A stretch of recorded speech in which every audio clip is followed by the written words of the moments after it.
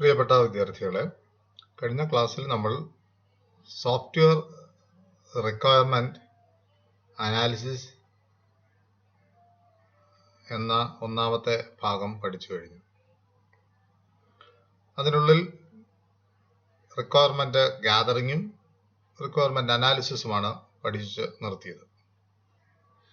അതിനെ തുടർന്ന് ഇന്ന് അതിൻ്റെ രണ്ടാമത്തെ ഭാഗമായ സോഫ്റ്റ്വെയർ റിക്വയർമെന്റ് സ്പെസിഫിക്കേഷൻ, എങ്ങനെ കളക്ട് ചെയ്ത സോഫ്റ്റ്വെയർ റിക്വയർമെന്റിനെ സ്പെസിഫൈ ചെയ്യാനായിട്ട് കഴിയും, ആ ഡോക്യുമെന്റിന്റെ പ്രത്യേകത എന്താണ്, അവയിൽ എന്താണ് ആവശ്യം വേണ്ടത് എന്നൊക്കെയാണ് പഠിക്കാൻ പോകുന്നത്. കഴിഞ്ഞ ദിവസം പറഞ്ഞതുപോലെ അനലിസ്റ്റ് പ്രോജക്റ്റ് ഡെവലപ്മെന്റിന് ആവശ്യമായിട്ടുള്ള ഇൻഫർമേഷൻ ഗ്യാദർ ചെയ്യുകയും ആ കളക്ട് ചെയ്ത ഇൻഫർമേഷനിൽ നിന്ന് ഇൻകംപ്ലീറ്റും ഇൻകൺസിസ്റ്റന്റും അനോമലിയും ആയിട്ടുള്ള ഇൻഫർമേഷൻ ഒഴിവാക്കുകയും തുടർന്ന് ലഭ്യമായ റിക്വയർമെന്റുകളെ ഒരു ഡോക്യുമെന്റിന്റെ രൂപത്തിൽ സ്പെസിഫൈ ചെയ്യാൻ ശ്രമിക്കുകയും ചെയ്യുന്നു. അത്തരത്തിൽ ലഭ്യമാകുന്ന നിർമ്മിക്കുന്ന ഡോക്യുമെന്റാണ് സോഫ്റ്റ്വെയർ റിക്വയർമെന്റ് സ്പെസിഫിക്കേഷൻ ഡോക്യുമെന്റ് എന്നറിയപ്പെടുന്നത്. ഈ റിക്വയർമെന്റിൽ സ്വാഭാവികമായിട്ടും യൂസർ റിക്വയർമെന്റുകളെ ഒരു അടുക്കും ചിട്ടയുമുള്ള രീതിയിൽ രൂപപ്പെടുത്തിയിട്ടാണ് നിർമ്മിക്കുന്നത്. SRS ഡോക്യുമെന്റ് പ്രോബബ്ലി ഇതിനെ നമ്മൾ വളരെ പ്രധാനപ്പെട്ട ഒരു ഡോക്യുമെന്റ് ആണെന്ന് പറയുന്നു. ഇതിന്റെ കാര്യകാരണ സഹിതം നമ്മളത് മനസ്സിലാക്കുവാൻ ശ്രമിക്കും താഴോട്ട് വരുമ്പോൾ. അതുകൊണ്ട് തന്നെ ഇത് എഴുതുന്നത് അത്ര എളുപ്പമാണെന്ന് പറയുന്നില്ല. സോഫ്റ്റ്വെയർ ഡെവലപ്മെന്റിനകത്ത് വരുന്ന ജോബുകളിൽ അല്പം പ്രയാസപ്പെട്ട ഒരു ജോബായിട്ട് തോന്നുന്നതും ഈ software requirement specification document prepare ചെയ്യുക എന്നുള്ളത്. പ്രധാനപ്പെട്ട ഒരു ഡിഫിക്കൽട്ടി എന്ന് പറയുന്നത് ഈ ഡോക്യുമെന്റ് ഒത്തിരി ആൾക്കാർക്ക് റെഫർ ചെയ്യാൻ ആവശ്യമായി വരുന്നു എന്നുള്ളത് കൊണ്ട് തന്നെ എല്ലാ സ്റ്റേക്ക് ഹോൾഡേഴ്സും ഡിപ്പെൻഡ് ചെയ്യുന്നത് ഈ ഡോക്യുമെന്റിൽ ആയതുകൊണ്ട് തന്നെ വളരെ ശ്രദ്ധിച്ച് എഴുതേണ്ട ഉത്തരവാദിത്തം ഉണ്ടാകുന്നു എന്നുള്ളതാണ്. പലതരത്തിലുള്ള യൂസേഴ്സ് ഈ ഡോക്യുമെന്റ് ഉപയോഗിക്കുന്നുണ്ട്. എല്ലാവർക്കും പല ആവശ്യങ്ങളായിരിക്കും ഈ ഡോക്യുമെന്റിനെ കുറിച്ച് ഉണ്ടാകുക. ആരൊക്കെയാണ് ഈ SRS ഡോക്യുമെന്റ് ഉപയോഗിക്കുന്ന ഉപഭോക്താക്കൾ? ഞാൻ പറഞ്ഞതുപോലെ പല ഉത്തരവാദിത്തങ്ങൾ നിർവഹിക്കാൻ ഓരോരുത്തർക്കും ഈ ഡോക്യുമെന്റ് അനിവാര്യമാണ്. എല്ലാവരും ഒരേ കാര്യത്തിന് വേണ്ടിയല്ല ഈ ഡോക്യുമെന്റ് റെഫർ ചെയ്യുന്നത്. പ്രധാനപ്പെട്ട ഉപഭോക്താക്കളും അവയുടെ ഉദ്ദേശവുമാണ് ഇനി നമ്മൾ പഠിക്കാനായിട്ട് പോകുന്നത്. ഒന്നാമത്തെ ആൾക്കാർ എന്ന് പറയുന്നത് യൂസേഴ്സ്, കസ്റ്റമേഴ്സ്, മാർക്കറ്റിംഗ് പേഴ്സൺ. ഇത് ഉപയോഗിക്കുന്ന ആൾക്കാർ, ഇത് നിർമ്മിക്കാൻ വേണ്ടി ഓർഡർ ചെയ്യുന്ന ആൾക്കാർ, ഇവയെ മാർക്കറ്റ് ചെയ്യുന്ന, ഈ സോഫ്റ്റ്വെയറിനെ മാർക്കറ്റ് ചെയ്യുന്ന ആൾക്കാർ. ഈ stakeholders refer SRS document to ensure that customer പറഞ്ഞ അല്ലെങ്കിൽ യൂസർ ആവശ്യപ്പെട്ട എല്ലാ ഉത്തരവാദിത്തങ്ങളും ഈ സോഫ്റ്റ്വെയറിൽ ലഭ്യമാകുന്നുണ്ടോ എന്ന് മനസ്സിലാക്കാനായിട്ട് അവർ ഈ ഡോക്യുമെന്റ് ഉപയോഗിക്കുന്നതാണ്. രണ്ടാമത്തെ കൂട്ടരാണ് സോഫ്റ്റ്വെയർ ഡെവലപ്പ് ചെയ്യുന്ന ആൾക്കാർ. അവരുടെ ഉത്തരവാദിത്വം, അവരെന്തിനാണ് ഈ SRS ഡോക്യുമെന്റ് നോക്കുന്നത് എന്ന് ചോദിച്ചു കഴിഞ്ഞാൽ അവർക്ക് ഒന്ന് എൻഷുർ ചെയ്യാൻ വേണ്ടി. എൻഷുർ ചെയ്യാൻ വേണ്ടിയാണ്? ഈ ഡോക്യുമെന്റിൽ വിഭാവന ചെയ്ത സാധനങ്ങൾ തന്നെയാണോ അവർ യഥാർത്ഥമായിട്ട് ഡെവലപ്പ് ചെയ്തിരിക്കുന്നത് എന്ന് അവർക്കൊരു ക്രോസ് ചെക്ക് ചെയ്യണമെങ്കിൽ അവർക്ക് ഈ ഡോക്യുമെന്റ് അത്യാവശ്യമാണെന്ന് കാണാൻ കഴിയും. ഇവിടെ യൂസേഴ്സ് ഒന്നാമത്തെ കൂട്ടർ, സോഫ്റ്റ്വെയർ ഡെവലപ്പേഴ്സ് രണ്ടാമത്തെ കൂട്ടരാകുന്നു. മൂന്നാമത് ഈ ഡോക്യുമെന്റ് ആവശ്യപ്പെടുന്ന ആൾക്കാർ ടെസ്റ്റ് എഞ്ചിനീയേഴ്സ് ആണ്. ഈ സോഫ്റ്റ്വെയർ ടെസ്റ്റ് ചെയ്യുന്ന ആൾക്കാർ. അവർ എന്തിനാണ് ഇത് നോക്കുന്നതെന്ന് പറഞ്ഞു കഴിഞ്ഞാൽ, അണ്ടർസ്റ്റാൻഡ് ഫങ്ഷണാലിറ്റീസ് ഈ സോഫ്റ്റ്വെയറിനുള്ളിൽ, ഈ ഡോക്യുമെന്റിനുള്ളിൽ പറഞ്ഞിരിക്കുന്ന എല്ലാ ഫങ്ഷനാലിറ്റിയും, എല്ലാ ഫങ്ഷൻസും ഈ സോഫ്റ്റ്വെയർ നിർവഹിക്കുന്നുണ്ടോ? അപ്പോഴാ ഏതൊക്കെ ഫങ്ഷൻ ഈ സോഫ്റ്റ്വെയർ നിർവഹിക്കുന്നു എന്ന് അറിഞ്ഞാൽ മാത്രമേ ആ ഓരോ ഫങ്ഷനും ശരിയായ രീതിയിൽ പ്രവർത്തിക്കുന്നുണ്ടോ എന്ന് പരിശോധിച്ച് ടെസ്റ്റ് എഞ്ചിനീയേഴ്സിന് ഉറപ്പുവരുത്താനായിട്ട് കഴിയുള്ളൂ എന്നുള്ളതാണ്. അതുകൊണ്ട് അത് അനിവാര്യമായി കാണുന്നു. അതുകൊണ്ട് തന്നെ എല്ലാ ഫങ്ഷനാലിറ്റിയും കൃത്യമായിട്ട് ഇതിനകത്ത് പ്രതിപാദിച്ചിട്ടുണ്ടോ? ഓരോ ഫങ്ഷനും ഉപയോഗിക്കുന്ന ഇൻപുട്ടുകളും അവ പുറപ്പെടുവിക്കുന്ന ഔട്ട്പുട്ടുകളും കൃത്യമായി ഇതിനകത്ത് പ്രതിപാദിക്കുന്നുണ്ടോ? വളരെ പ്രിസൈസ് ആയിട്ട് ഇതിനകത്ത് പ്രതിപാദിക്കുന്നുണ്ടോ? ഇത്തരം ഉത്തരവാദിത്തങ്ങളാണ് ടെക്സ്റ്റ് എഞ്ചിനീയേഴ്സ് നിർവഹിക്കുക. അടുത്ത കൂട്ടരാണ് യൂസർ ഡോക്യുമെന്റേഷൻ റൈറ്റേഴ്സ് എന്ന് പറയുന്ന ആൾക്കാർ. ഏതൊരു സോഫ്റ്റ്വെയർ അല്ലെങ്കിൽ ഒരു പ്രോഡക്റ്റ് പുതുതായിട്ട് മേടിക്കുമ്പോൾ അതിനോടൊരു മാനുവൽ ഉണ്ടായിരിക്കും. ഈ മാനുവൽ എഴുതുന്ന ആൾക്കാരെയാണ് നമ്മൾ യൂസർ ഡോക്യുമെന്റേഷൻ റൈറ്റേഴ്സ് എന്ന് പറയുക. അവർ യഥാർത്ഥത്തിൽ ഈ SRS ഡോക്യുമെന്റ് റീഡ് ചെയ്തിട്ട് അവർ ഉറപ്പുവരുത്തണം. എന്തുറപ്പുവരുത്തണം?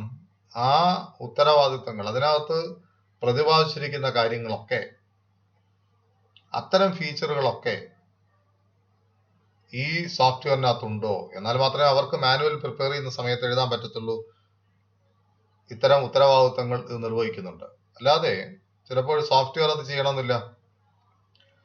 സോഫ്റ്റ്വെയറിൽ എല്ലാ ഉത്തരവാദിത്തങ്ങളും ഉൾപ്പെടുത്തിയിരിക്കണം നിർബന്ധമില്ല. അപ്പോൾ യൂസർ ഡോക്യുമെന്റേഷൻ റൈറ്റേഴ്സ് അവർ മാനുവൽ പ്രിപ്പയർ ചെയ്യുന്ന സമയത്ത് അവർക്ക് ഈ ഡോക്യുമെന്റ് അനിവാര്യമാണ്. ഇതിനകത്ത് എല്ലാ വിവരങ്ങളും പ്രതിപാദിച്ചിട്ടുണ്ടോ എന്നറിയാൻ.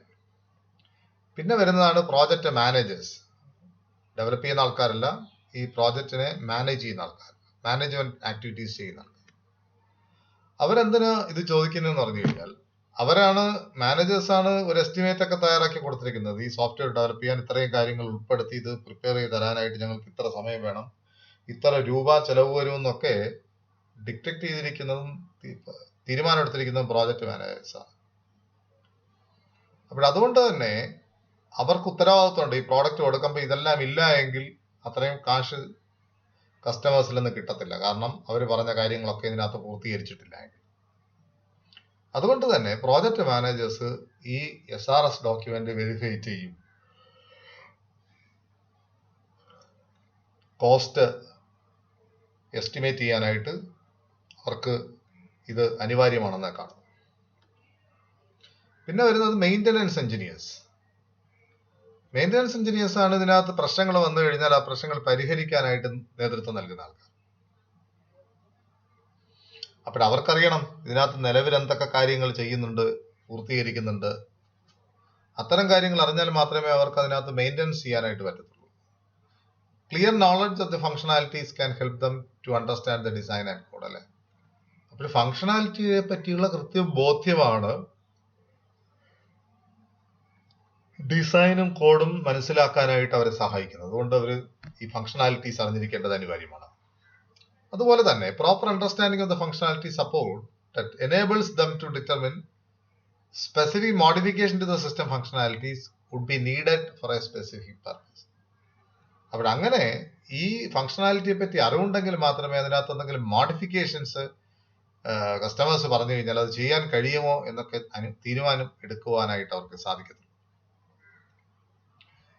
എന്തുകൊണ്ടാണ് ഇപ്പൊ നിങ്ങൾക്ക് മനസ്സിലാക്കുക, എന്തുകൊണ്ടാണ് സമയവും ഒത്തിരി എനർജിയും ഈ SRS ഡെവലപ്പ് ചെയ്യാനായിട്ട് ഉപയോഗിക്കുന്നത്?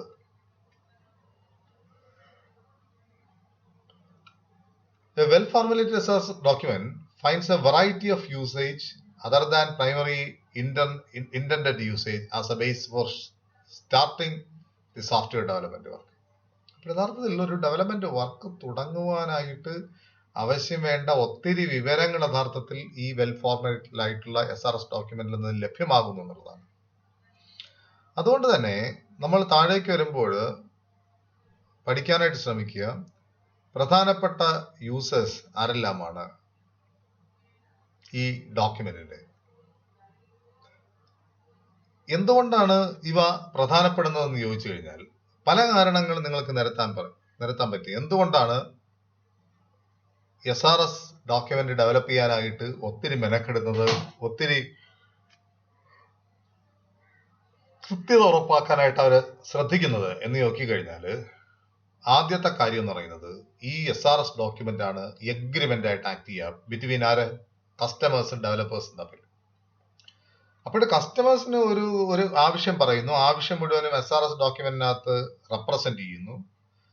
ഡെവലപ്പ് ചെയ്തതിനു ശേഷം കസ്റ്റമേഴ്സ് എന്ത് ചെയ്യും, നോക്കും SRS ഡോക്യുമെന്റുമായിട്ട് ഈ പ്രോഡക്റ്റിനെ നോക്കിയിട്ട് അവർ പറഞ്ഞ കാര്യങ്ങളൊക്കെ ഇതിനകത്ത് SRSൽ അവർ പറഞ്ഞ് അപ്രൂവ് ചെയ്ത കാര്യങ്ങളൊക്കെ സോഫ്റ്റ്വെയറിനകത്തുണ്ടോ എന്ന് അവർക്ക് പരിശോധിക്കാനായിട്ടുള്ള ഒരു എഗ്രിമെന്റ് ആയിട്ട് ഈ SRS ആക്ട് ചെയ്യുന്നു. അതുകൊണ്ട് തന്നെ വളരെ പ്രധാനപ്പെട്ട ഒരു ഉത്തരവാദിത്വം SRSന് നിർവഹിക്കാനായിട്ടുണ്ട്. പരീക്ഷ ചോദിക്കാൻ ചാൻസുള്ളതാണ്. കുറേയധികം കാര്യങ്ങളുണ്ട് എന്തുകൊണ്ടാണ് ഇത് ഇത്രയും പ്രാധാന്യം അറിയിക്കുന്നത്. ഒന്നാമത്തെ കാര്യം, forms an agreement between customer and developer. രണ്ടാമത്തെ റീസൺ, റിഡ്യൂസസ് ഫ്യൂച്ചർ റിവേഴ്സ്. പുതുതായി പല മെയിൻ്റനൻസും ഒക്കെ ചെയ്യേണ്ടി വരുമ്പം ആ ഉത്തരവാദിത്തങ്ങൾ, ആ പണികൾ കുറയ്ക്കുവാനായിട്ട് നല്ലൊരു SRS അനിവാര്യമാണ്. അപ്പോൾ SRS പ്രിപ്പയർ ചെയ്യുന്ന സമയത്ത് വളരെ കൃത്യമായി ആലോചിച്ച് പല വഴികളും ചിന്തിച്ച് റിക്വയർമെന്റ്സ് സ്പെസിഫൈ ചെയ്ത് ഇത്തരത്തിലുള്ള ഒരു SRS ഡെവലപ്പ് ചെയ്ത് കഴിഞ്ഞാൽ ഭാവിയിൽ ഉണ്ടാകുന്ന വലിയ വലിയ പ്രശ്നങ്ങളെ എളുപ്പത്തിൽ തരണം ചെയ്യാനായിട്ട് കഴിയും. അതാണ് പ്രശ്നം. അതുകൊണ്ട് തന്നെ റീഡിസൈൻ, റീകോഡിംഗ്, റീടെസ്റ്റിംഗ് എന്നിവ എളുപ്പമാകുന്നു.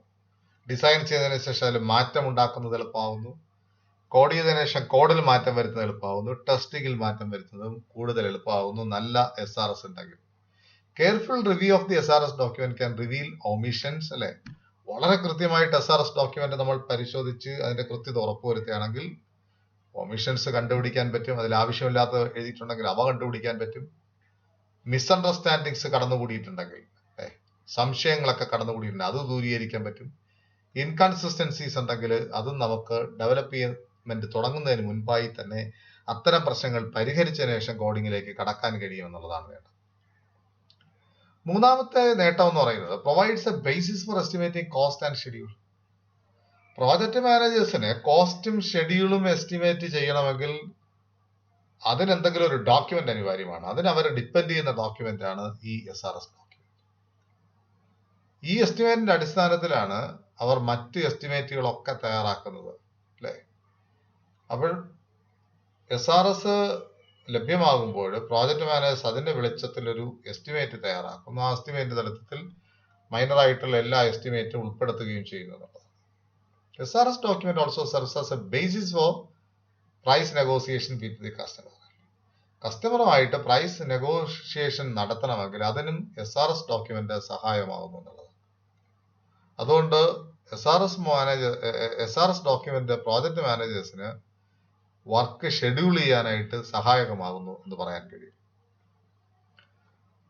നാലാമതായി, provides a baseline for validation and verification. ഒരു സോഫ്റ്റ്വെയർ ഡെവലപ്പ് ചെയ്ത് കഴിഞ്ഞാൽ അത് വാലിഡേറ്റ് ചെയ്യാനും വെരിഫൈ ചെയ്യാനായിട്ടും നിങ്ങൾക്ക് SRS ഡോക്യുമെന്റ് ഉപയോഗിക്കാൻ കഴിയും എന്നുള്ളതാണ്.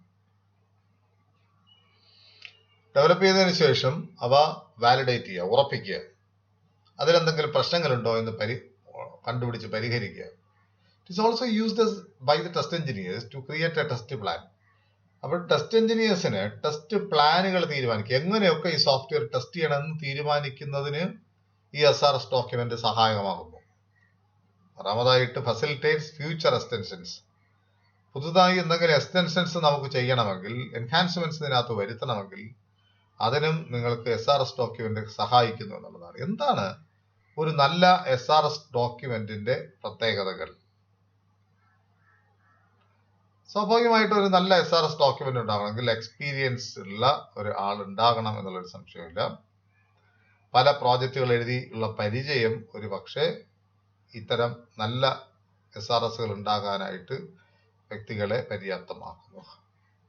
Analyst should be aware of the desirable quality that a good SRS should possess. ഒരു നല്ല ഡോക്യുമെന്റിന്, SRS ഡോക്യുമെന്റിന് വേണ്ട ഗുണഗണങ്ങൾ എന്തൊക്കെയെന്ന് അല്ലെ അനലിസ്റ്റിന് കൃത്യമായിട്ട് അതിനെപ്പറ്റി അവയർനെസ് ഉണ്ട്.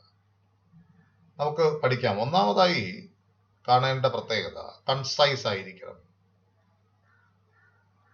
അതേസമയം അവ അൺആംബിഗ്വസും കൺസിസ്റ്റന്റും കംപ്ലീറ്റും ആയിരിക്കണം. കൺസൈസ് എന്ന് പറയുന്ന അർത്ഥം ഇത്രയോ അർത്ഥമാക്കുന്നുള്ളൂ, വളരെ ചുരുങ്ങിയതാവുക, കൺസിസ്റ്റന്റും അൺആംബിഗ്വസും കംപ്ലീറ്റും ആയിരിക്കുക. ആ വാക്കുകളൊക്കെ നമ്മൾ നേരത്തെ പഠിച്ചതാണ്, ഞാൻ അവിടെ എക്സ്പ്ലെയിൻ ചെയ്യുന്നില്ല. വെബ്രോസ് and irrelevant descriptions reduce readability, അല്ലെ? ആവശ്യമില്ലാത്തതും പ്രാധാന്യമർഹിക്കാത്തതുമായിട്ടുള്ള ചില ഡിസ്ക്രിപ്ഷൻസ്. ചില ആൾക്കാർ പ്രസംഗിക്കുന്നത് കേട്ടില്ലേ, വളരെ കൺസൈസ് ആയിട്ട് പ്രസംഗിക്കുന്നു, പറഞ്ഞു കഴിഞ്ഞാൽ കാര്യം മാത്രം പ്രസക്തമായിട്ട് പ്രസംഗിക്കുന്നു. ചില ആൾക്കാർ വരിച്ചു വാരി പ്രസംഗിക്കുന്നു, പക്ഷെ പ്രസംഗം കഴിഞ്ഞതിന് ശേഷം എന്താണ് പറഞ്ഞതെന്ന് ചോദിച്ചു കഴിഞ്ഞാൽ ഒരു ഐഡിയ കിട്ടുന്നില്ല. പക്ഷെ SRSനെ സംബന്ധിച്ചിടത്തോളം അവ കൺസൈസ് ആയിരിക്കണം എന്നുള്ളതാണ്. ഇറലവന്റും വിബ്രോസുമായിട്ടുള്ള ഡിസ്ക്രിപ്ഷൻസ് കളയണം എന്നുള്ളതാണ്. അതുണ്ടെങ്കിൽ റീഡബിലിറ്റിയെ റിഡ്യൂസ് ചെയ്യുന്നതാണ്. Also increase the possibilities of errors in the document. Error കഴിയുന്നതും മിനിമൈസ് ചെയ്തിരിക്കുക. കാരണം ഇതിലൊരു എറർ ഉണ്ടായി കഴിഞ്ഞാൽ ഇതിനെ അടിസ്ഥാനപ്പെടുത്തിയാണ് അതിനുശേഷമുള്ള എല്ലാ ഡെവലപ്മെന്റ്സും നടക്കുക.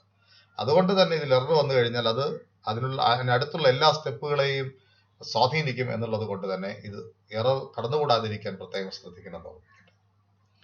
ഇത് ഇംപ്ലിമെന്റേഷൻ ഡിപ്പെൻഡന്റ് ആയിരിക്കണം. SRS എന്ന് പറയുന്നത് ഇംപ്ലിമെന്റേഷൻ ഡീറ്റെയിൽസ് ഒന്നും SRSനുള്ളിൽ നിങ്ങൾക്ക് കിട്ടുന്നില്ല. ഇത് free of design and implementation decisions unless those decision reflect actual requirement. അല്ലാതെ ഇതെങ്ങനെ പ്രോഗ്രാം ചെയ്യണം, ഇതെങ്ങനെ കോഡ് ചെയ്യണം എന്നുള്ളതിനെ പറ്റി ഇൻഫർമേഷൻ ഒന്നും SRS നൽകരുത്. അത് ഇംപ്ലിമെന്റേഷൻ ഇൻഡിപെൻഡന്റ് ആയിരിക്കണം എന്നുള്ളതാണ്. അതുകൊണ്ട് നേട്ടം എന്ന് പറഞ്ഞു കഴിഞ്ഞാൽ ഏത് ഭാഷയിൽ ഇതിനെ കോഡ് ചെയ്യാൻ പറ്റും. മറ്റേതൊരു SRS ഒരു പ്രത്യേക ഭാഷയ്ക്ക് എഴുതി കഴിഞ്ഞാൽ ആ ഭാഷയിൽ നിന്ന് വേറൊരു ഭാഷയിലെയാണ് ഇത് ഡെവലപ്പ് ചെയ്യാനായിട്ട് അവസാനം ഉദ്ദേശിക്കുന്നതെങ്കിൽ മാറ്റം വരുത്താൻ ബുദ്ധിമുട്ടായിരിക്കണം. അതുകൊണ്ട് തന്നെ ഇംപ്ലിമെന്റേഷൻ ഇൻഡിപെൻഡന്റ് ആയിട്ടായിരിക്കണം ഇത് ഡെവലപ്പ് ചെയ്യേണ്ടത്. should only specify what the system should do and refrain from stating how to do this. How to do this, ഇതെങ്ങനെയാണ് ചെയ്യേണ്ടതെന്നുള്ള നിർദ്ദേശങ്ങളൊന്നും SRSനകത്ത് പറയേണ്ട കാര്യമില്ല. എന്താണ് ഈ സിസ്റ്റം ചെയ്യുന്നത് മാത്രം പറഞ്ഞാൽ. ഇത് അർത്ഥമാക്കുന്ന SRS document should specify externally visible behavior of the system, not discuss the implementations. യഥാർത്ഥത്തിൽ ഇത് വെളിവാക്കേണ്ടത് ബിഹേവിയർ ആണ്, സിസ്റ്റത്തിന്റെ ബിഹേവിയർ, സ്വഭാവമാണ് വെളിവാക്കേണ്ടത്. ഇതിങ്ങനെ ഇംപ്ലിമെന്റ് ചെയ്യുന്നു എന്നുള്ളതല്ല. മൂന്നാമത്തെ പ്രത്യേകത ട്രേസബിൾ ആയിരിക്കണം. നമുക്കിതിനകത്ത് വരുന്ന പ്രശ്നങ്ങളെ should be possible to trace a specific requirement. ഒരു പ്രത്യേക റിക്വയർമെന്റ് നമ്മൾ പറഞ്ഞു കഴിഞ്ഞാൽ അതിന് ട്രേസ് ചെയ്യാനായിട്ട് പറ്റണം to the design elements that implement it and vice versa. അപ്പോൾ റിക്വയർമെന്റ് നമുക്ക് മനസ്സിലാക്കണമെങ്കിൽ അത് വളരെ എളുപ്പത്തിൽ ട്രേസ് ചെയ്യാൻ പറ്റണം. Similarly, it should be possible to trace a requirement to the code segment that implemented test cases that test this requirement and vice versa. അപ്പോൾ traceable എന്ന് പറഞ്ഞു കഴിഞ്ഞാൽ ഇതിനകത്ത് നമുക്ക് റിക്വയർമെന്റ് ട്രേസ് ചെയ്യാൻ പറ്റണം, കോഡ് പ്രത്യേകിച്ച് ട്രേസ് ചെയ്യാനായിട്ട് പറ്റണം, ടെസ്റ്റ് കേസസ് ട്രേസ് ചെയ്യാനായിട്ട് പറ്റണം, തിരിച്ചും. അപ്പോൾ അത്തരത്തിൽ ട്രേസബിൾ ആയിരിക്കണം എന്നുള്ളതാണ്.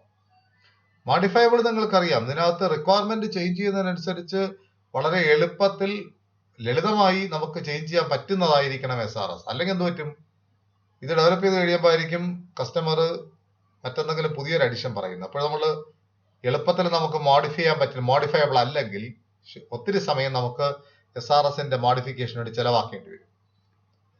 Therefore, a practice in SRS document undergoes several revisions during software development. അതുകൊണ്ട് നമുക്ക് ഒത്തിരി റിവിഷൻസ് നമുക്ക് വന്നാലും ഒരു ബുദ്ധിമുട്ടുണ്ടാകുന്നില്ല എന്ന് കാണാനായിട്ട് കഴിയും. To cope up with the requirement changes, SRS document should be easily modifiable. ഞാൻ പറഞ്ഞു കഴിഞ്ഞു. അടുത്ത identification response to undesired events. SRS ഡോക്യുമെന്റിനകത്ത് സ്പെസിഫൈ ചെയ്യാത്ത ചില ഇവന്റുകൾ ഉണ്ടായാൽ, അതായത് എക്സെപ്ഷണൽ കണ്ടീഷൻസ്, നമ്മളെല്ലാം പ്രതീക്ഷിച്ചാണ് ഒരു സോഫ്റ്റ്വെയർ എഴുതുന്നത്. ചിലപ്പോൾ നമ്മൾ സോഫ്റ്റ്വെയറിനകത്ത് പ്രതീക്ഷിക്കാത്ത സാഹചര്യമൊക്കെ ഉണ്ടാകാം, അല്ലെ? ഇപ്പൊ കൊറോണ ചെറുക്കാനായിട്ട് നമ്മൾ പല മാർഗങ്ങളും സ്വീകരിക്കുന്നുണ്ട്. പക്ഷേ ചെറുക്കാനായിട്ട് മാർഗങ്ങൾ സ്വീകരിക്കുമ്പോൾ നമ്മൾ പ്രതീക്ഷിക്കാത്ത മറ്റു പല സിറ്റുവേഷൻസ് ഉണ്ടായി വരാം. അപ്പോൾ അത്തരത്തിൽ നിങ്ങൾ പ്രതീക്ഷിക്കാത്ത, ചിന്തിക്കാത്ത ഇവന്റ്സ് വന്നു കഴിഞ്ഞാൽ അവയെ ഐഡന്റിഫൈ ചെയ്യാനായിട്ടും പറ്റണം എന്നുള്ളതാണ്. അടുത്ത പ്രത്യേകത വെരിഫയബിൾ ആയിരിക്കണം. All requirements of the system as document the SRS document should be verifiable. നമുക്ക് എളുപ്പത്തിൽ വെരിഫൈ ചെയ്യാൻ പറ്റുന്നതായിരിക്കും. This means it should be possible to design test cases based on the description of the functionality. Functionality അടിസ്ഥാനപ്പെടുത്തി നമുക്ക് test cases എളുപ്പത്തിൽ നമുക്ക് possible ആയിട്ട് design ചെയ്യാൻ പറ്റണം. Whether or not requirement have to met the implementation. Verified ആയിരിക്കും. ഇനി bad SRS document, ഒരു SRS ഡോക്യുമെന്റ് മോശം എന്ന് പറയണമെങ്കിൽ ആ SRS പല പ്രശ്നങ്ങൾ അഭിമുഖീകരിക്കേണ്ടി വരും. ഒന്നെന്ന് പറയുന്നത് ഓവർ സ്പെസിഫിക്കേഷൻ ആയിരിക്കും ഒരു പ്രശ്നം.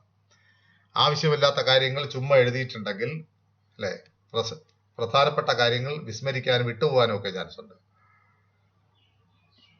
അതുകൊണ്ട് ഓവർ സ്പെസിഫിക്കേഷൻ നന്നല്ല എന്ന് കാണുന്നു. ബാഡ് ഡോക്യുമെന്റിൽ ഫോർവേഡ് റെഫറൻസുകൾ ഉണ്ടായിരിക്കും. ബാഡ് ഡോക്യുമെന്റ് ആണെങ്കിൽ ഫോർവേഡ് റെഫറൻസ് ഉണ്ടാകും. ഫോർവേഡ് റെഫറൻസ് എന്ന് പറഞ്ഞു കഴിഞ്ഞാൽ നിങ്ങൾ ഒരു സാധനം വായിക്കുമ്പോൾ, ഇപ്പം 10ാമത്തെ പേജ് നിങ്ങൾ വായിച്ചുകൊണ്ടിരിക്കുന്നു, 20ാമത്തെ പേജിൽ പറഞ്ഞിരിക്കുന്ന ഒരു സംഗതിയെ പറ്റി ഇവിടെ ഡിസ്ക്രൈബ് ചെയ്തു പോകും, ഒരു പേര് മാത്രം പറഞ്ഞു പോകുന്നു. അപ്പോൾ നമുക്ക് ബുദ്ധിമുട്ടായിരിക്കും ഈ ഡോക്യുമെന്റ് വായിക്കുമ്പോൾ കാര്യങ്ങൾ ഗ്രഹിക്കാൻ. കാരണം പല കാര്യങ്ങളും ഡോക്യുമെന്റിൽ പിന്നിൽ പറഞ്ഞു പോകുന്ന കാര്യങ്ങളും ഇതിന് ശേഷം പറഞ്ഞു പോകുന്ന കാര്യങ്ങളും ഒക്കെ എന്ത് ചെയ്യുന്നു, ഇവിടെ റെഫർ ചെയ്യുന്നു. അപ്പോൾ അങ്ങനെ റെഫർ ചെയ്ത് കഴിഞ്ഞാൽ റീഡബിലിറ്റി ഉണ്ടാകില്ല, കാര്യം മനസ്സിലാക്കാൻ എളുപ്പമാകില്ല എന്നുള്ളതാണ്. പിന്നെ വിഷ്ഫുൾ തിങ്കിങ് അല്ലെ, വളരെ ചിന്തിച്ച് എഴുതാത്തത് മുഖാന്തരം നമ്മുടെ പ്രതീക്ഷ വച്ചിട്ട് SRS എഴുതാത്തത് മുഖാന്തരം ഡെവലപ്പ് ചെയ്ത് വരുന്ന സമയത്ത് പല ഇഷ്യൂസും പ്രോബ്ലംസും ഒക്കെ ചെയ്യുന്നു എന്ന് കാണാനായിട്ട് കഴിയുന്നു. അവസാനമായിട്ട് കാണുന്നത് നോയ്സ്. നോയ്സ് നമുക്കറിയാം, presence of material not directly irrelevant ആയിട്ടുള്ള കാര്യങ്ങൾ കുത്തി നിറയ്ക്കുന്നു. അതാണ് നോയ്സ് എന്ന് പറയുന്നത്. ഒരു ക്ലാസ് എടുത്തുകൊണ്ടിരിക്കുന്ന സമയത്ത് മറ്റെന്തെങ്കിലും ശബ്ദം ഉണ്ടാകുമ്പോൾ അത് ആ സാഹചര്യത്തിൽ ഇറലവന്റ് ആകുന്നു. അതുകൊണ്ട് അതിനെ നോയ്സ് എന്ന് പറയുന്നു. ഇപ്പോൾ നമ്മുടെ സോഫ്റ്റ്വെയർ SRSനകത്ത് ഇത്തരത്തിലുള്ള നോയ്സുകൾ കടന്നുകൂടാനായിട്ടുള്ള ചാൻസ് ഉണ്ട്. അത് ഒഴിവാക്കണം. അതുണ്ടെങ്കിൽ അതിനെ ബാഡ് ഡോക്യുമെന്റ് എന്ന് പറയും. നമ്മൾ തുടർന്ന് വരുന്ന ക്ലാസ്സിൽ ഒരു SRS ഡോക്യുമെന്റ് എങ്ങനെയാണ് ഓർഗനൈസ് ചെയ്തിരിക്കുന്നത് എന്ന് പഠിക്കും. തൽക്കാലം ക്ലാസ് കൊണ്ട് നടത്തുന്നു. ശ്രദ്ധിച്ച കാര്യങ്ങൾ ഗ്രഹിക്കാൻ ശ്രമിക്കുക. Thank you.